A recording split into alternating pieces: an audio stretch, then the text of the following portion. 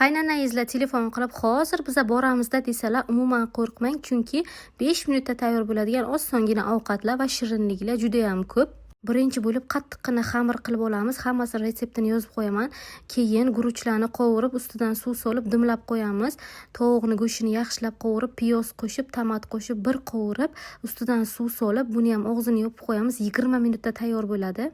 Guruchi pishganidan keyin kukuruza bilan qo'shib yaxshilab aralashtirib, tarelkaga manga o'xshab mana shunaqa qo'yib, podlevalarni ustiga suzib, dasturxonga tortamiz.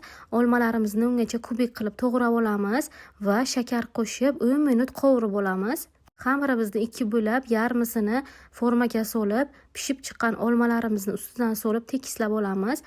Qolgan yarmisini ustidan sepib olamiz. Bir xil qilib sepib tekislagandan keyin duxovkaga 35-40 minutga yuboramiz 200 gradusda. Ba'zi duxovkalar tez ishlaydi, tez pishishi ham mumkin. Meniki sekin pishiradi. Shuning uchun men ko'proq qo'yaman. Chiroyli qilib qusoqlarga bo'lib kesib olamiz. Faqat qaynoqligida kesmanglar, yopishib qoladi. Qaynana qaynotalaringizni duolarini tayida qolasizlar qizlar. Hammaga xayr.